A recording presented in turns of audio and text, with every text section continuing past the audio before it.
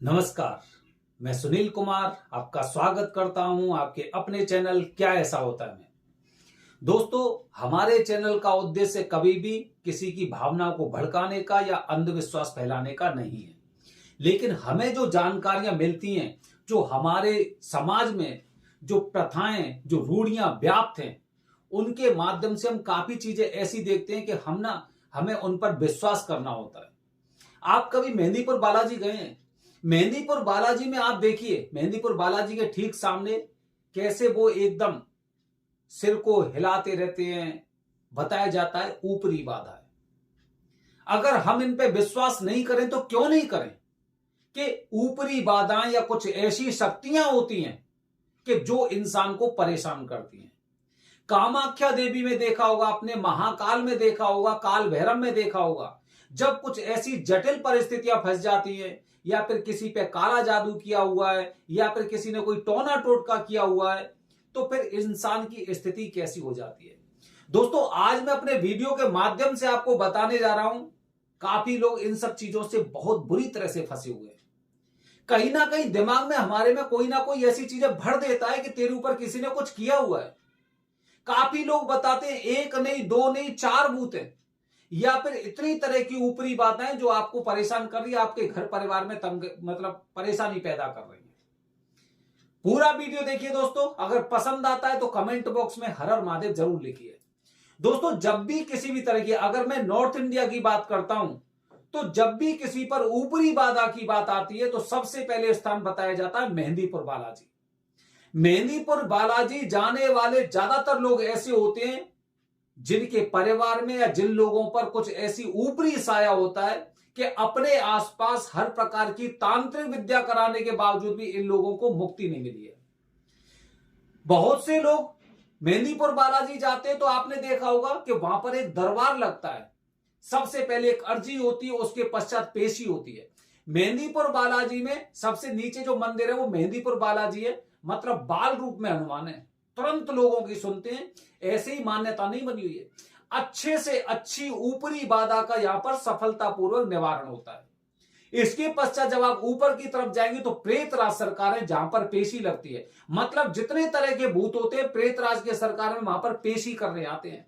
वहां पर आप वहां का नजारा देखेंगे तो आप समझ जाएंगे, बकायदा पेशी का मतलब जैसे कि आपने कोर्ट में सुना होगा कि कोर्ट में पेशी होने वाली है, मतलब जिस पर कोई ऐसा वो लगा हुआ है, आरोप लगा हुआ है, उस बंदे की पेशी हुई।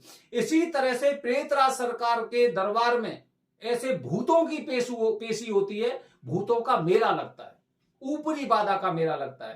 तो जैसे बताते ना कि हमारा जो चैनल का उद्देश्य अंधविश्वास फैलाने का नहीं, ये अंधविश्वास भी नहीं है।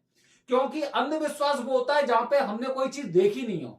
हमने ऐसी जगह जा जाकर जो लोगों को देखा है जिनको ऊपरी बाधा ने बहुत बुरी तरह से तंग कर रखा है। इसके बावजूद भी दोस्तों, इसके बावजूद भी बहुत से लोगों से हमने सुना है कि मेहंदीपुर बालाजी गए थे, वहां पर अच्छा निवारण हुआ, इलाज हुआ, लेकिन अभी तक पूरी तरह से आराम नहीं मिला।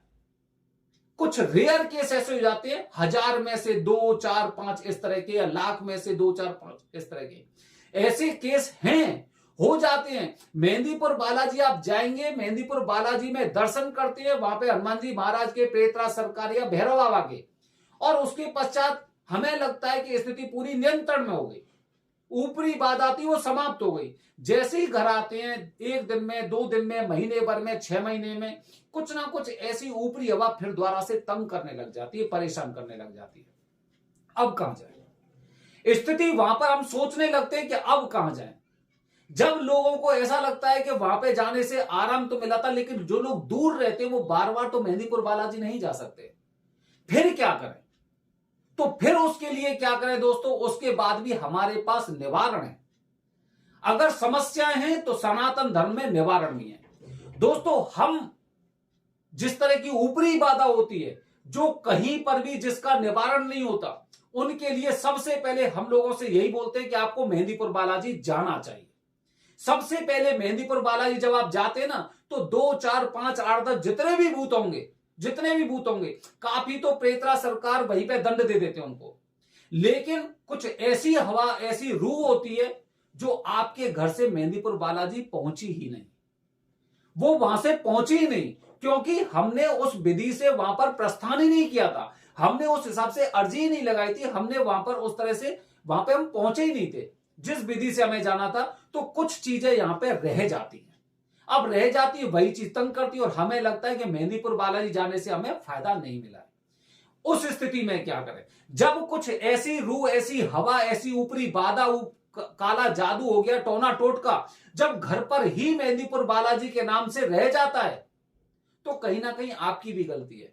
जाने से पहले पूरी विधि आपको जानकारी होनी चाहिए कि मैं वहां पे जा रहा हूं तो किस तरह से मुझे जाना चाहिए, कि यहां पर किसी भी तरह की ऊपरी बाधा रहनी नहीं चाहिए। चलो रह गई, कोई बात नहीं।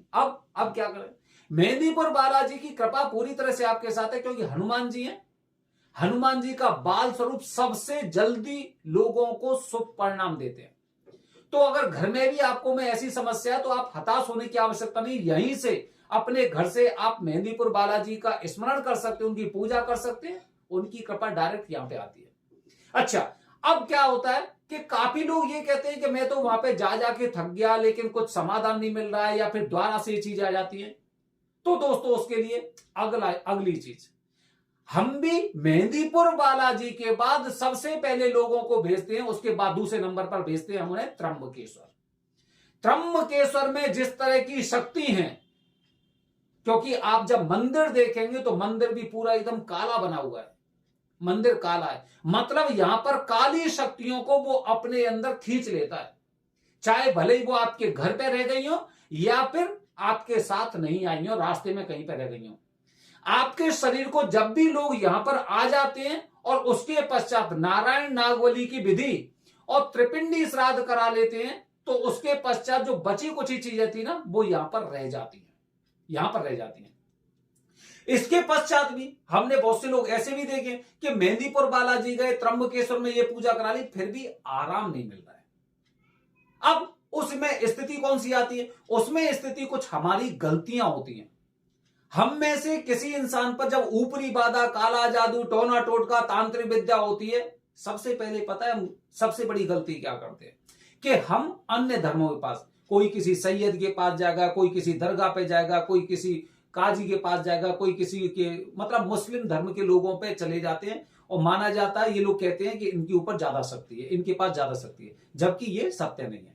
तो ऐसे लोगों के पास चले जाते, तो ऐसे लोगों के पास तो आपको पता है कि अन्य धर्मों की भी ऐसी विषम ताकतें रहती हैं। अब आप अपनी समस्या का निवारण करने गए, लेकिन वहां पर निवारण तो हुआ नहीं हुआ, लेकिन वहां की जो पावर थी, जो नकारात्मक शक्ति थी, वो भी आपके पास आ गई, जिसकी वजह से मेहंदीपुर बालाजी में भी आपकी चीजें रह गई, उसके पश्चात आप त्र्यंबकेश्वर में गए, वहां भी रह गई। अच्छा, आपको यह भी नहीं पता है कि जब आप गए थे वहां पे, तो आपने कुछ, हो सकता है कुछ ताबीज बांध रखा हो किसी अन्य धर्म का, हो सकता है कि वो ताबीज या कुछ ऐसा ऐसा आपने कोई, वो होते ना, क्या बोलते हैं उसे, गंडा वगैरह बोलते हैं उसे, वो भी बांध रखा होगा, जिसकी वजह से आपके अंदर जो रूह थी वो पूरी तरह से नहीं निकली। तो आपने मेहंदीपुर बालाजी गए, त्र्यंबकेश्वर चले गए, अब उसके बाद क्या होगा, ये एक ऐसा रास्ता है कि सृष्टि में जितनी भी खतरनाक शक्तियां, जैसे मैंने भूत से बताया आपको, ब्रह्म राक्षस तक, बेताल तक बताया, ठीक है, या मैंने आपको इसके जितने को 14 तरह के भूत होते हैं उन सब के बारे में बताया कि धीरे धीरे करके पिशाच में पहुंच गया, बेताल में पहुंच गया, ब्रह्म राक्षस पहुंच गया, इस तरह से पहुंच गया, ठीक है। अब यहां पे जब आपका निवारण नहीं हुआ है, तो उसके पश्चात फिर आपको आकाशे तारक लिंगम पाताले हाटकेश्वरम मृत्युलोके महाकालम त्रियम लिंगम नमस्तुते, इसके पश्चात जो आपका सफर होता है वो होता है उज्जैन का। इसीलिए हम हर प्रकार की, पूरी दुनिया की जितनी भी नकारात्मक शक्ति है जिसको इंसान ने तंग कर रखा है, उसके निवारण के लिए हम एकदम सीना ठोक कर कहते हैं कि हमारे पास उसका निवारण है, क्योंकि रास्ता मेहंदीपुर बालाजी से त्र्यंबकेश्वर होते हुए उज्जैन तक जाता है, और अगर इस रास्ते में अगर आपका समाधान नहीं, तो दुनिया में कोई शक्ति आपका निवारण नहीं कर सकती। महाकाल मंदिर में आपका महामृत्युंजय मंत्र का जाप होता है, और महामृत्युंजय मंत्र का जाप होने के पश्चात आप जब काल भैरव जाते हैं, तो काल भैरव के नीचे आप देखेंगे विक्रांत भैरव है, जहां पे जागृत शमशान बोला जाता है, जागृत शमशान। यहां पर आते आते, चाहे आपके घर परिवार की कोई शक्ति हो, चाहे ऊपरी बाधा हो, टोना टोटका हो, काला जादू हो, किसी भी तरह का हो, इस रास्ते से मेहंदीपुर बालाजी से लेके और विक्रांत भैरव तक जाकर वो हमेशा हमेशा के लिए खत्म हो जाता है और बॉडी में इस तरह की एनर्जी आती है कि इसके पश्चात ऐसी कोई भी आत्मा आपके शरीर को छू नहीं सकती है, क्योंकि आपने जिस तरह का जो कवच बना लिया इस यात्रा के दौरान, पूजा के दौरान जिस तरह का कवच बना लिया, ऐसी शक्तियां आपके शरीर से जैसी छुएंगी जलकर भस्म हो जाती हैं। तो दोस्तों डरने की आवश्यकता नहीं है। अगर आपका निवारण मेहंदीपुर बालाजी में नहीं हुआ है, इसके पश्चात त्र्यंबकेश्वर में भी नहीं हुआ है, तो अंतिम स्थान महाकालेश्वर, महाकाल, अकाल मृत्यु वो मरे जो कर्म करे चांडाल का, काल उसका क्या करे जो भक्त हो महाकाल का। महाकाल जब आप आ जाएंगे तो निश्चित रूप से आपकी सारी नकारात्मक शक्तियों का इलाज यहां पर हो जाएगा। किसी भी तरह की समस्या के लिए दिए गए नंबर पर संपर्क करें। आने वाली वीडियो में बता रहा हूं आपको भूत की उम्र कितनी होती है। हर हर महादेव, हरि ओम।